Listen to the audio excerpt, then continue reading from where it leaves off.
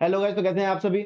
आज हम सभी लेके आए हैं आप सभी के लिए क्लास 11th क्लास का फाइनेंशियल स्टेटमेंट चैप्टर। हमने लास्ट क्लास में क्या था, प्रोविजनल रिजर्व। जिन्होंने भाई वीडियो नहीं देखी है, डिस्क्रिप्शन में लिंक है, देख लेना, ठीक है। फिलहाल वो भाई उससे बस 3 मार्क्स का आता है, और क्या आता है वो हमने बता दिया था। पर अगर मैं बोलूं सबसे इंपॉर्टेंट चैप्टर में से एक चैप्टर बताओ 11th क्लास के लिए, वो फाइनेंशियल स्टेटमेंट है, ठीक है। जनरल सबसे इंपॉर्टेंट है, जनरल के बाद जो सबसे ज्यादा इंपॉर्टेंट है वो ये है। पर अगर मैं मार्क्स कंटेन की बात करूं तो सबसे ज्यादा मार्क्स जो चैप्टर कंटेन करता है वो फाइनेंशियल स्टेटमेंट है। समझ में आया। तो फाइनेंशियल स्टेटमेंट आपकी क्लास 11th में सबसे ज्यादा मार्क्स कंटेन करता है। अब ये है क्या, ये चैप्टर 2 पार्ट में डिवाइडेड है। फाइनेंशियल एडजस्टमेंट या फाइनेंशियल स्टेटमेंट विदाउट एडजस्टमेंट, और फाइनेंशियल स्टेटमेंट विद एडजस्टमेंट। इसको हम फाइनल अकाउंट के नाम से जानते हैं। तो फाइनल अकाउंट एडजस्टमेंट के साथ या फाइनल अकाउंट एडजस्टमेंट के बिना, ठीक है। तो अभी हम जो करने वाले वो विदाउट एडजस्टमेंट है, ठीक है। इसको ध्यान से पढ़ेंगे, फिर हम एडजस्टमेंट भी सॉल्व करेंगे, ठीक है। तो आगे आते हैं, समझते हैं भाई इसके अंदर क्या क्या आता है, क्यों ये इतने इंपॉर्टेंट चैप्टर है, ऐसा क्या है, ऐसा इससे हमें क्या पता चलता है फाइनेंशियल स्टेटमेंट चैप्टर से। तो चलिए शुरू करते हैं बिना किसी देरी के। तो भाई चैप्टर का नाम है हमारा फाइनेंशियल स्टेटमेंट। अब पहले तो इसका मेन नाम फाइनेंशियल स्टेटमेंट ही है, पर ये बहुत ज्यादा फेमस है फाइनल अकाउंट के नाम से। इसको हम फाइनल अकाउंट्स भी कहते हैं, ठीक है, फाइनल अकाउंट्स। तो ये फाइनल अकाउंट्स के नाम से भी फेमस है। ऐसे फाइनल अकाउंट क्यों कहते हैं इसे, फाइनल अकाउंट कहने के पीछे वजह है क्योंकि ये साल के अंत में बनता है, यानी कि ये हमेशा कब प्रिपेयर होगा, 31 मार्च, जो भी ईयर होगा, हमेशा ये 31 मार्च को बनाया जाता है साल के अंत में। इसलिए इसको हम एक नाम से और जानते हैं, वो है and product of accounting. Accounting का हमारा ये एंड प्रोडक्ट होता है, यानी कि क्वेश्चन आता है what is the end product of accounting, तो फाइनेंशियल स्टेटमेंट की ही बात हो रही है। इसके अंदर हमारी 3 चीजें आती हैं, क्या क्या। सबसे पहले इसके अंदर आता है ट्रेडिंग अकाउंट, उसके बाद आता है इसमें प्रॉफिट एंड लॉस अकाउंट, उसके बाद तीसरा आती है इसमें हमारी बैलेंस शीट। एक एक करके हम सबकी बात करेंगे भाई, क्या चीज है कैसे है, तो सुनना बहुत ध्यान से, ठीक है। तो अगर हम बात करें सबसे पहले भाई ट्रेडिंग अकाउंट की, तो ट्रेडिंग अकाउंट जो है भाई, इसका हमारा जो नेचर होता है नॉमिनल होता है। क्या होता है जी, नॉमिनल नेचर होता है ये हमारा, ठीक है। ट्रेडिंग अकाउंट से सर क्या निकलता है, ट्रेडिंग अकाउंट से निकलता है ग्रॉस प्रॉफिट या ग्रॉस लॉस। ये दो चीजें हमारी आती हैं जी, ग्रॉस प्रॉफिट या ग्रॉस लॉस वाली चीजें आती है किसमें, ट्रेडिंग अकाउंट में। ट्रेडिंग अकाउंट किसमें डील करता है, ट्रेडिंग अकाउंट डील करेगा सिर्फ डायरेक्ट चीजों के अंदर। अब सर ये क्या नया वर्ड है, डायरेक्ट चीज क्या आती है, फिर तो इनडायरेक्ट चीजें भी होंगी, हाँ होती हैं, तो वो कहां पे आएंगी। और ये पहले तो ये बताओ डायरेक्ट इनडायरेक्ट है क्या। हमने ऑलमोस्ट पूरी बुक पढ़ ली, पूरे साल हो गया पूरी बुक पढ़ चुके हैं हम, हमें तो बताया नहीं सर किसी भी चैप्टर में डायरेक्ट चीज क्या है इनडायरेक्ट चीज क्या है। इसी चैप्टर में आया क्या है ये, तो सुनेंगे, समझते हैं, सबर करो। तो फिलहाल समय, अगर मैं पी एंड एल अकाउंट की बात करूं, इसका नेचर भी नॉमिनल है, और नॉमिनल मतलब पता है ना आप सभी को, यानी कि सारे के सारे एक्सपेंस डेबिट और सारे के सारे गेन्स क्रेडिट। नॉमिनल रूल तो पता है ना, all expense and losses were debited and all income and gain were credited, ठीक है। तो भाई ट्रेडिंग का नॉमिनल, प्रॉफिट एंड लॉस का नॉमिनल, तो इन दोनों का ही नेचर अपना नॉमिनल है। अगर एमसीक्यू में क्वेश्चन बनता है कि इनका नेचर क्या है, तो आप नॉमिनल ही टिक करके आओगे, ठीक है। रियल नहीं, पर्सनल नहीं, नन ऑफ द अबव नहीं, क्या नॉमिनल। ध्यान रखना, जो भी ऐसा अकाउंट हो जो खर्चों की बात करे, प्रॉफिट और लॉस की बात करे, वो सब क्या है, नॉमिनल नेचर के हैं। प्लस बैलेंस शीट किस नेचर की होती है, पहले तो बैलेंस शीट कोई अकाउंट नहीं, बैलेंस शीट एक स्टेटमेंट है। कैसी स्टेटमेंट है, फाइनेंशियल स्टेटमेंट है, जो हमको क्या बताती है, मेरी फाइनेंशियल पोजीशन।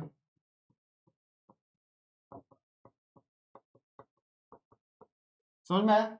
बैलेंस शीट क्या है, फाइनेंशियल स्टेटमेंट जो मुझे क्या बताती है, मेरी फाइनेंशियल पोजीशन के बारे में बताती है। तो मेनली ये 3 चीजें हम पढ़ने वाले हैं इस चैप्टर में, क्या, ट्रेडिंग, प्रॉफिट एंड लॉस और बैलेंस शीट, ये 3 चीजें हम पढ़ेंगे। सबसे पहले हम बात करते हैं ट्रेडिंग अकाउंट की, कि ट्रेडिंग अकाउंट क्या है, और उससे भी पहले हम बात करने वाले हैं क्या, कि डायरेक्ट क्या है, और जो डायरेक्ट और इनडायरेक्ट में, इनडायरेक्ट कहां पे आएगा? पी एंड एल में। तो पी एंड एल जो डील करता है वो सिर्फ इनडायरेक्ट चीजों में करता है। पी एंड एल से मेरा क्या निकल के आएगा? नेट प्रॉफिट या नेट लॉस। ठीक है, तो ट्रेडिंग से मेरा क्या निकलता है? ग्रॉस प्रॉफिट या ग्रॉस लॉस। पीएनएल से क्या निकलता है मेरा? नेट प्रॉफिट या नेट लॉस। पर सर कैसे? ओवरऑल क्लियर है? इस चैप्टर में हम सिर्फ 3 चीजों के बारे में बात करेंगे, mainly trading, PNL, balance sheet के बारे में। ट्रेडिंग में क्या आती है? डायरेक्ट चीजें। पीएनएल में क्या आती है? इनडायरेक्ट। अब डायरेक्ट और इनडायरेक्ट का क्या झोल है, आओ समझते हैं। देखो भाई, अगर मैं बात करूं,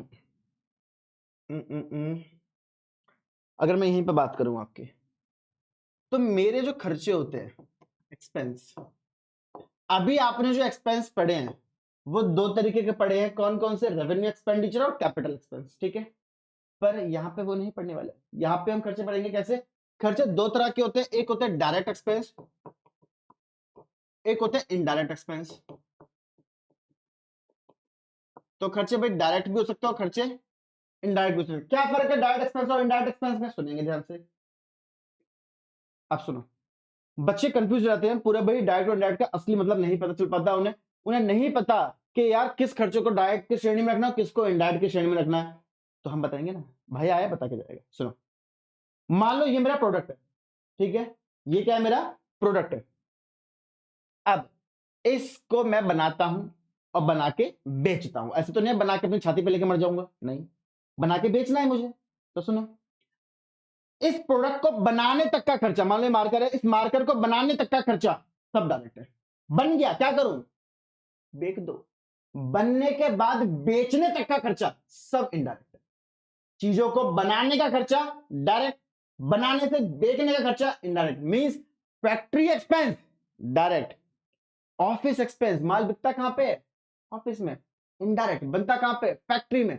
तो जब भी फैक्ट्री के खर्चे की बात होगी, डायरेक्ट चीज की बात हो रही है। जब भी ऑफिस के खर्चे की बात होगी, इनडायरेक्ट चीज की बात हो रही है। और इसको थोड़ा सा और ज्यादा क्लियर करने के लिए मैंने इसको डिफरेंस लिखे हुए हैं, देखते हैं भाई ध्यान से।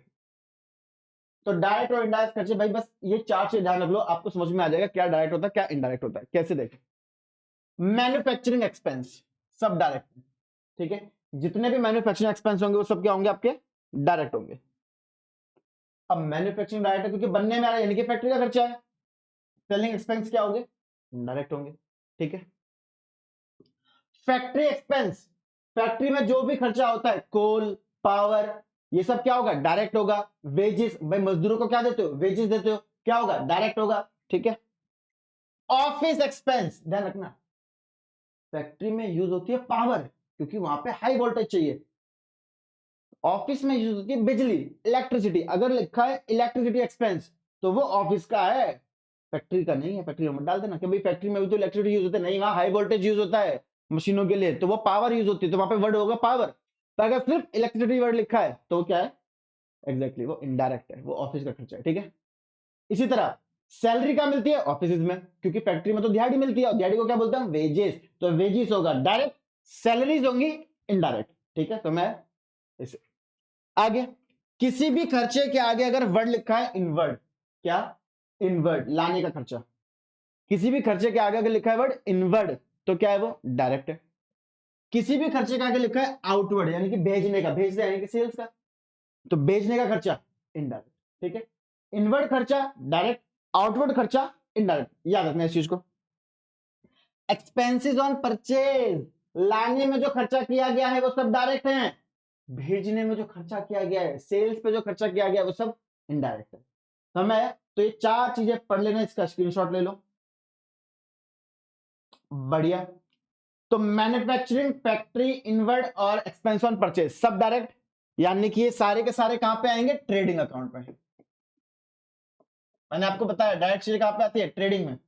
और office expense, selling expense, outward expense और एक्सपेंस ऑन सेल्स, ये सब क्या है? इनडायरेक्ट। इनडायरेक्ट ये सब कहां पे आएंगे? प्रॉफिट एंड लॉस अकाउंट में। वेरी गुड, एग्जैक्टली, समझ में आया? क्लियर है? डायरेक्ट और इनडायरेक्ट में अंतर समझ में आया? आओ आगे बढ़ते हैं। अब भाई हमारा फॉर्मेट होता है पीएनएल का। पीएनएल का फॉर्मेट ध्यान समझेंगे, मैंने बताया इसका नेचर क्या होता है? नॉमिनल। नॉमिनल है तो भाई एक्सपेंस या लॉस कहां पे आएंगे, डेबिट, और गेन कहां पे आएंगे, क्रेडिट। अच्छा एक चीज और, एक चीज रह गई, मैंने एक्सपेंस की तो बात कर ली कि डायरेक्ट और इनडायरेक्ट होते हैं, इनकम भी तो डायरेक्ट और इनडायरेक्ट होती है। अगर मैं बात करूं भाई यहीं पे बात करते हैं, अगर मैं बात करूं इनकम की, इनकम भी भाई दो होती है मेरी, डायरेक्ट इनकम और इनडायरेक्ट इनकम। बिजनेस के लिए डायरेक्ट इनकम एक ही हो सकती है, क्या, उसकी रेवेन्यू यानी कि उसकी सेल्स।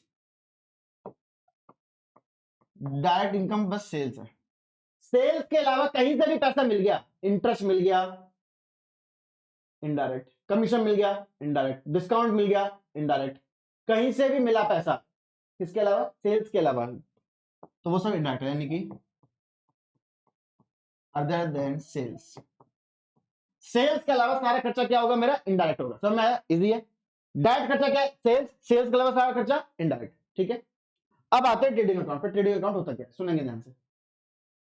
नीचे बता दे भाई, नॉमिनल होता है खर्चे डेबिट में आएंगे, फायदे भाई क्रेडिट में आएंगे अपने, ठीक है। फॉर्मेट से चलेंगे। ट्रेडिंग अकाउंट में सबसे पहले हम जो लिखते हैं वो लिखते हैं ओपनिंग स्टॉक। क्वेश्चन में गिवन होगा ओपनिंग स्टॉक, ओपनिंग स्टॉक आएंगे जो 1 अप्रैल को स्टॉक है मेरे पास, ठीक है।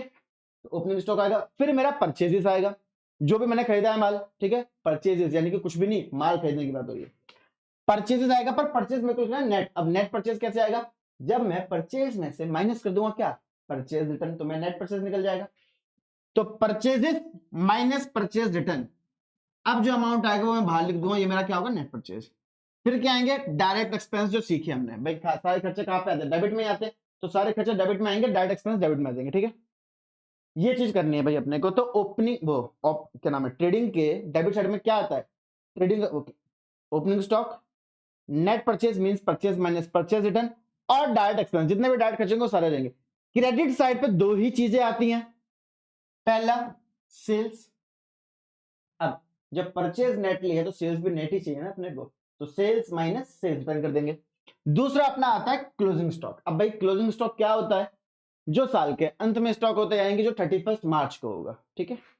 तो दो ही चीजें हमारी आती हैं, क्रेडिट साइड पे सेल्स आती है और क्लोजिंग स्टॉक आता है। अब क्या करेंगे, क्रेडिट के टोटल में से डेबिट का टोटल माइनस कर लेंगे। क्रेडिट साइड पे क्या था, गेन, तो अगर क्रेडिट का ज्यादा है तो मेरा क्या आ जाएगा, ग्रॉस प्रॉफिट। समझ में आया भाई, क्योंकि ग्रॉस निकलता है, क्या निकलता है, ग्रॉस। नेट क्यों निकलता है, क्योंकि इनडायरेक्ट एक्सपेंस अभी माइनस करना बाकी है ना, इनडायरेक्ट एक्सपेंस माइनस कर लेंगे, इनडायरेक्ट इनकम जोड़ देंगे तो नेट आएगा। तो अभी क्या निकलेगा, बस ग्रॉस निकलेगा, क्योंकि हमने इनडायरेक्ट चीजों की बात अभी नहीं करी। तो अगर क्रेडिट का टोटल ज्यादा है डेबिट से, तो मेरा क्या आ जाएगा, ग्रॉस प्रॉफिट। तो हम यहां पे लिख देंगे to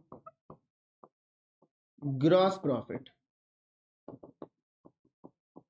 transfer to profit and loss account, के वो ग्रॉस प्रॉफिट जो हम ट्रांसफर करने वाले हैं कहां पे, प्रॉफिट एंड लॉस अकाउंट पे, और यहां पे आ जाएगा।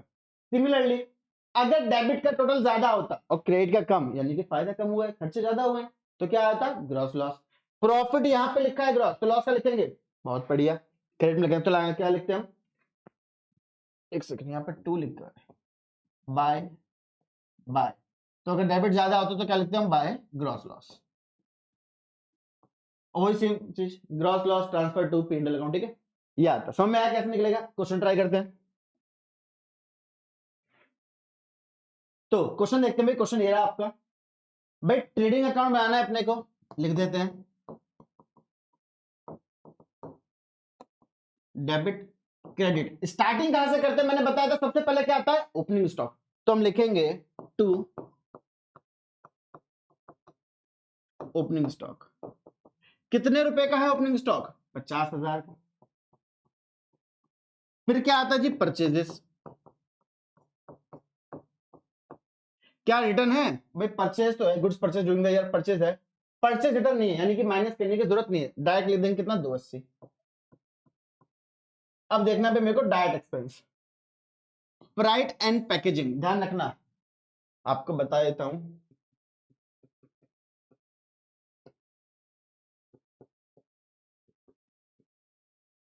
फ्राइट और कैरेज, ये दो खर्चे ऐसे हैं कि अगर इनके आगे नहीं लिखा हुआ कि इनवर्ड एक्सपेंस है या आउटवर्ड एक्सपेंस है, इनको आप हमेशा डायरेक्ट ही मानोगे, यानी कि इनवर्ड ही मानोगे। तो फ्राइट और कैरेज अगर कुछ नहीं लिखा तो ये डायरेक्ट है, अगर आउटवर्ड लिखा है तो ये इनडायरेक्ट है। समझ आया?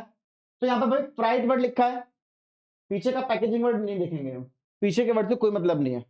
अगर ये पैकेजिंग है फ्राइट होता है तो ये इनडायरेक्ट हो जाता है। हम आगे वाले का नेचर देखते हैं। ऐसे अगर कहीं पे लिखा है वेजेस एंड सैलरी, पहले क्या है वेजेस, वेजेस कहा जाते हैं फैक्ट्री में, तो ये डायरेक्ट है। पर अगर कहीं पे लिखा है सैलरीज एंड वेजेस, पहले वाले का नेचर देखेंगे, सैलरी, सैलरी कहा जाती है ऑफिस में, तो ये इनडायरेक्ट है। ठीक है, पीछे वाले का नेचर नहीं देखते। तो भाई फ्राइट क्या लिखा है, तो ये क्या है डायरेक्ट एक्सपेंस है, तो लिखा जाएगा भाई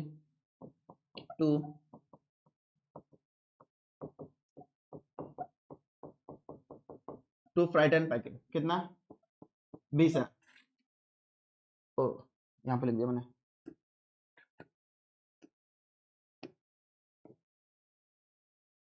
अच्छा, बच्चों के दिमाग में आ रहा होगा फ्राइट होता क्या है।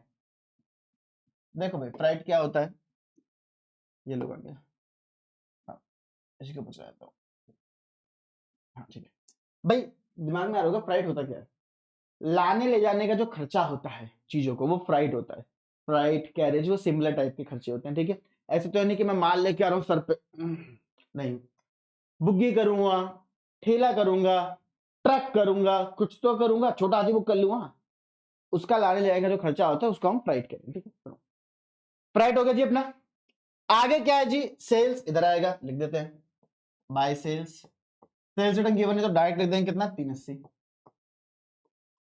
और भाई पैकेजिंग एक्सपेंस, ठीक है, पर ऑन सेल्स लिखा है, सेल्स पर रख रहा वो खर्चा, और हमने पढ़ा था क्या कि एक्सपेंस ऑन सेल्स क्या होते हैं, इनडायरेक्ट। और इनडायरेक्ट कहां पे आते हैं, पी&एल में, तो ट्रेडिंग में नहीं आएगा सेल्स पे किया गया खर्चा, तो इसलिए हम इसको नहीं लिखेंगे। ठीक है, फिलहाल तो ये तो नहीं आएगा, सीधा क्या जाएगा closing stock by closing stock. कितना है क्लोजिंग स्टॉक भाई, 60 है, और बस खत्म हो गया। ठीक है, क्लोजिंग स्टॉक 60,000 आ गया और खत्म। अब हम देखेंगे कि हमें ओवरऑल फायदा हुआ या नुकसान। तो भाई क्रेडिट का टोटल आ जाएगा मेरा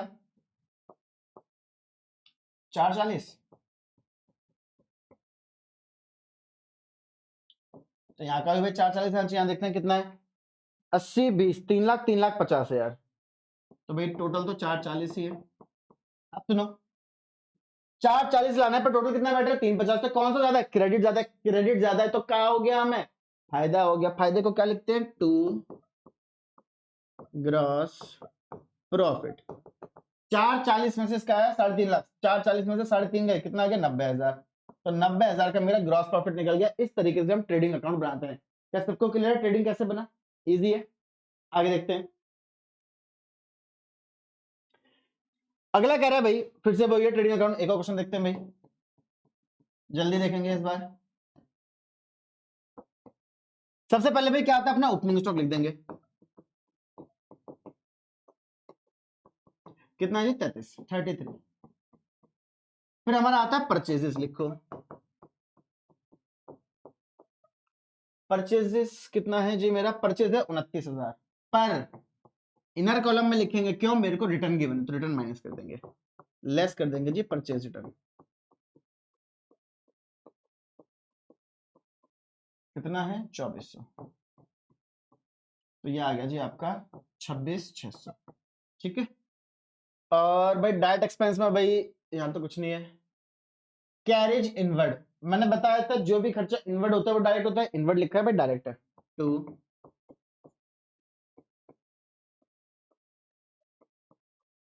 कैरेज इनवर्ड 100 रुपए। डेप्रिसिएशन नहीं आएगा, इनडायरेक्ट है। डेप्रिसिएशन इनडायरेक्ट है, फैक्ट्री में डेप्रिसिएशन का क्या काम नहीं है। आगे बाय सेल्स, सेल्स भी भाई इनर कॉलम में लिखेंगे क्योंकि सेल्स रिटर्न गिवन है। सेल्स है जी 25,400, इनर कॉलम में लिखा, लेस कर देंगे अपन सेल्स रिटर्न, कितनी है भाई, 500। अब आउटर कॉलम में लिखेंगे जी 25,400 में से 500 गए तो ये बच गए 24,900। ठीक है, आउटर कॉलम में लिखेंगे कैलकुलेट करने के बाद। ठीक है, और एंड में हमें पता क्या आता है जी, क्लोजिंग स्टॉक लिख देंगे। क्लोजिंग स्टॉक कितना है, 57,700 का, 57,700। अब देखते हैं जी टोटल क्या हो गया हमारा।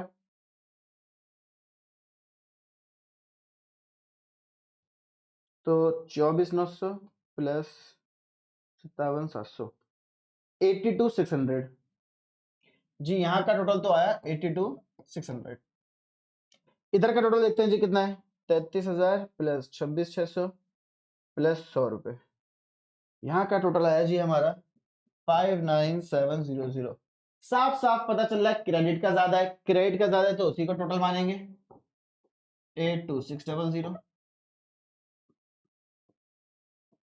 82,600 और मेरा क्या आ जाएगा ग्रॉस प्रॉफिट, तो 2 ग्रॉस प्रॉफिट कितना आ जाएगा, जो भी डिफरेंस है, डिफरेंस कितना है जी हमारा 82,600 22,900, तो 22,900 का मेरा डिफरेंस आ गया which is my gross profit. ठीक है, समझ में आया सबको क्या सीन है, कोई दिक्कत भाई? ये आपका ट्रेडिंग था, आगे आते हैं। अब एक फॉर्मूला सुनो, एक फॉर्मूला सुनना, ठीक है, यहां से देखना। एक फॉर्मूला होता है मेरा एडजस्टेड परचेज का, एडजस्टेड परचेज। एडजस्टेड परचेज का मतलब होता है, सुनो, opening stock plus net purchase minus closing stock. यानी अगर एडजस्टेड परचेज है मेरे पास तो उसके अंदर तीन चीजें आ गई, ओपनिंग स्टॉक भी आ गया, नेट परचेज भी आ गया और क्लोजिंग स्टॉक भी आ गया। तो अगर कभी आपको क्वेश्चन के अंदर एडजस्टेड परचेज गिवन है तो आप इन तीनों में से कुछ भी नहीं लिखोगे, बस क्या लिख दोगे डेबिट में एडजस्टेड परचेज। ना ओपनिंग स्टॉक आएगा, ना परचेज आएगा, ना क्लोजिंग स्टॉक आएगा। याद रहेगी ये बात? आगे देखते हैं भाई, मेरे को क्वेश्चन में गिवन है एडजस्टेड परचेज, ये लिखेंगे भाई हम, टू एडजस्टेड परचेजेस कितने किए, 6,60,000। परचेज लिखने की जरूरत नहीं है, डायरेक्ट एक्सपेंस लिखेंगे सीधा भाई। डायरेक्ट एक्सपेंस में मेरे को गिवन है वेजेस, टू वेजेस कितने हैं 6,000। डायरेक्ट एक्सपेंस में भाई फ्राइट एंड कैरिज है,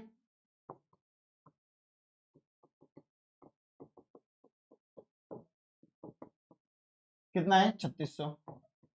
और फ्राइट आउटवर्ड, आउटवर्ड खर्चा क्या होता है, इनडायरेक्ट P&L में आएगा, इसमें नहीं आएगा। क्रेडिट साइड पे क्या आते हैं भाई, सेल्स लिख देंगे, बाय सेल्स। क्या रिटर्न गिवन है, नहीं है, तो डायरेक्ट लिख देंगे भाई 744,000। एंड में भाई क्लोजिंग स्टॉक आएगा क्या, नहीं आएगा। बहुत बढ़िया, क्यों, क्योंकि हमें एडजस्टेड परचेज गिवन है, और एडजस्टेड परचेज गिवन है तो ना ओपनिंग स्टॉक लिखेंगे, ना परचेज लिखेंगे, ना ही क्लोजिंग स्टॉक लिखेंगे। तो यानी कि क्वेश्चन कंप्लीट हो चुका है, बस क्रेडिट में से डेबिट माइनस कर लेंगे।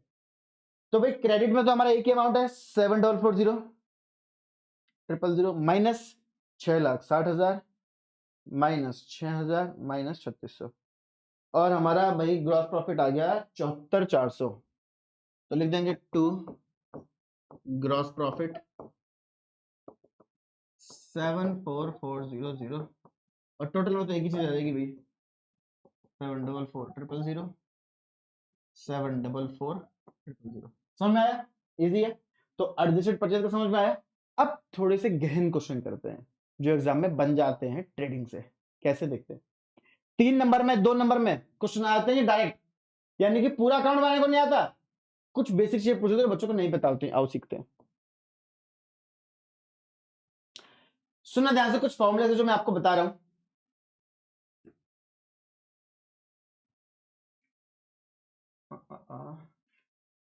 मैंने लिखे थे फॉर्मूले कहीं पे, तो नहीं लिखे, ठीक है भाई अब लिख लेते हैं। तो सुनो,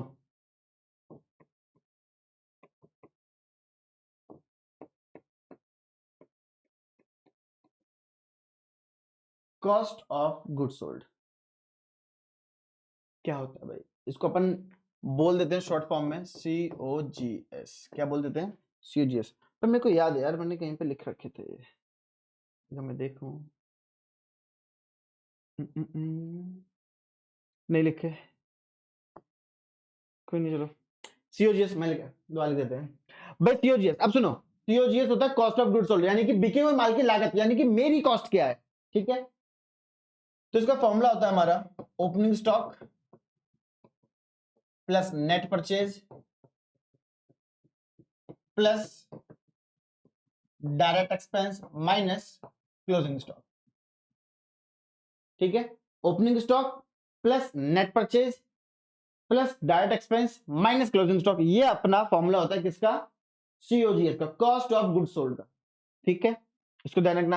अब सीओजीएस यानी कि कॉस्ट ऑफ गुड्स सोल्ड का एक और फॉर्मूला होता है। अच्छा, कॉस्ट होता क्या है असल में? कॉस्ट क्या है भाई? अगर मैं सेल वैल्यू में से अपना प्रॉफिट हटा दूं तो क्या बची? कॉस्ट तो बची।